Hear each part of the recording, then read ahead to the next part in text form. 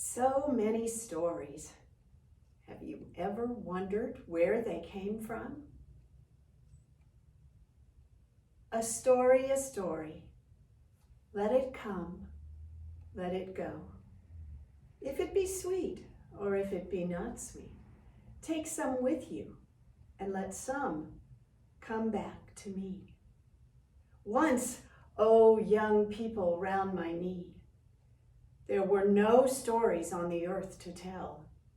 They were all kept in a golden box by the throne of Nyame, the sky god.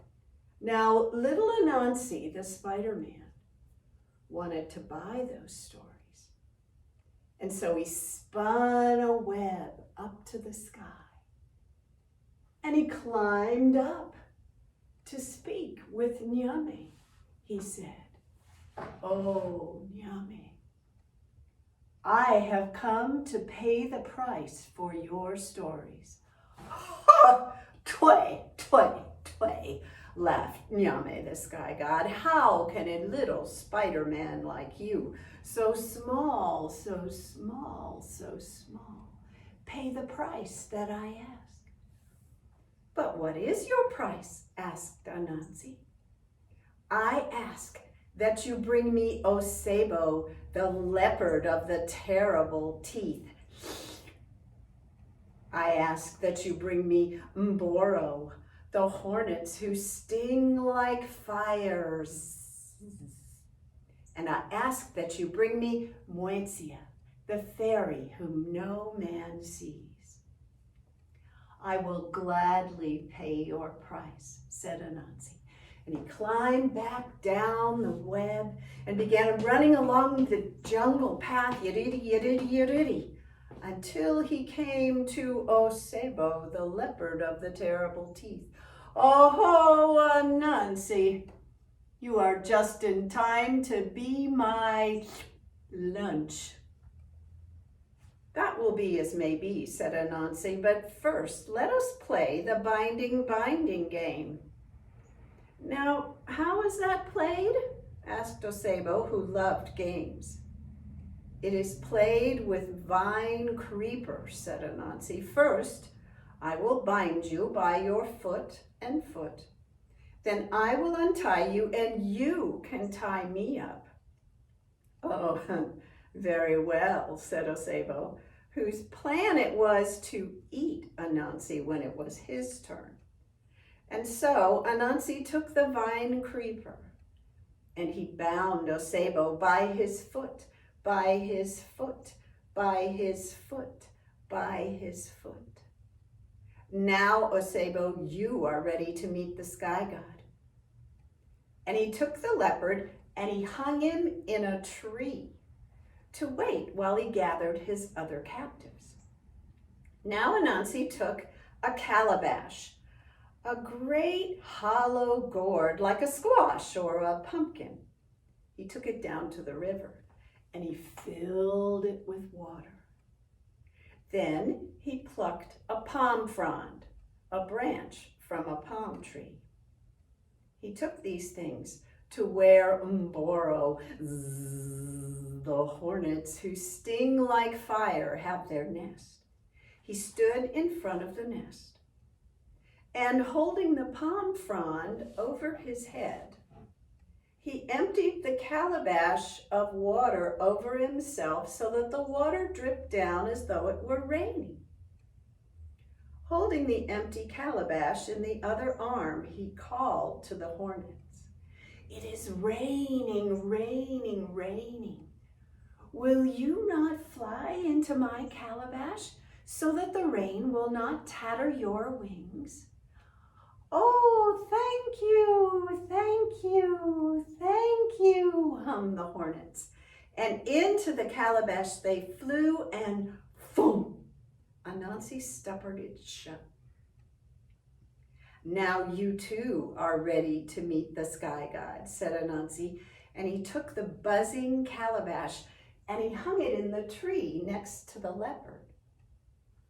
Now Anansi took a little chunk of wood and he carved it into the shape of a little doll holding a bowl.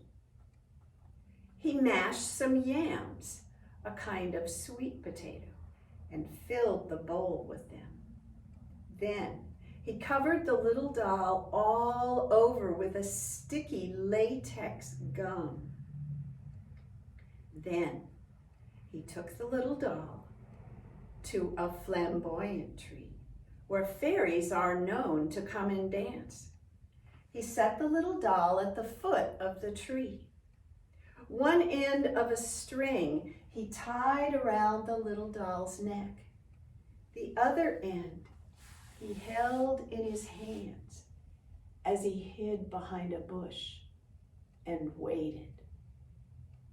Soon, Moetzia, the fairy whom no man sees, came dancing, dancing, dancing to the foot of the flamboyant tree. She saw the little doll holding the bowl. She said, "Gum baby, may I have some of your yams?" And from behind the bush, Anansi pulled the string so that it seemed that the little doll nodded her head yes. "Oh, thank you, Gum baby." And the fairy took the bowl, and she ate and ate and ate until the bowl was empty, and her little tummy was round and full. "Thank you, Gum baby, that was delicious." But now, from behind the bush, Anansi did not pull the string, so the little doll said nothing. "Do you not answer me when I speak to you? You answer me, or I'll slap your crying place." Kapow!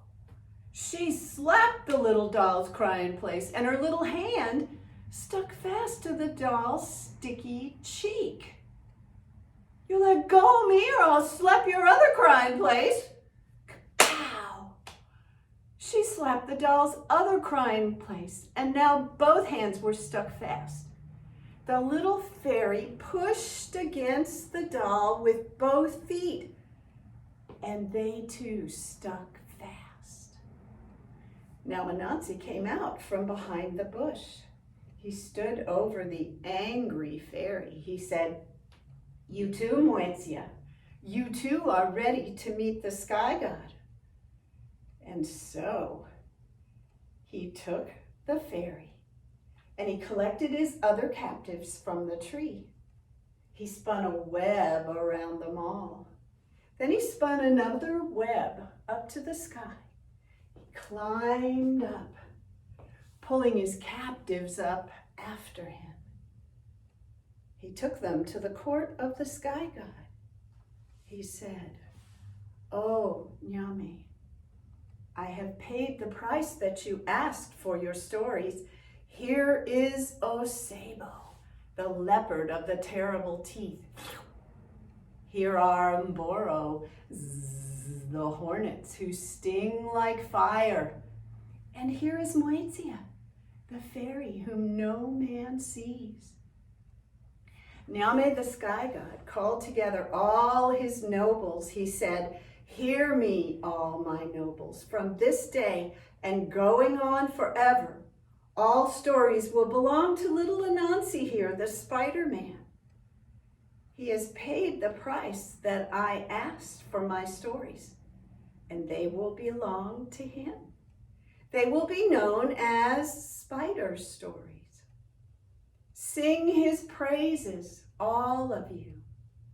And all of Nyame's nobles sang, "Ee, ee, ee."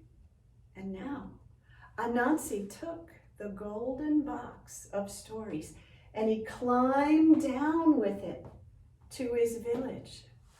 There he opened the box, and all the stories flew to all the corners of the earth, including this one. A story, let it come, let it go, if it be sweet or if it be not sweet. Take some with you, and let some come back to me.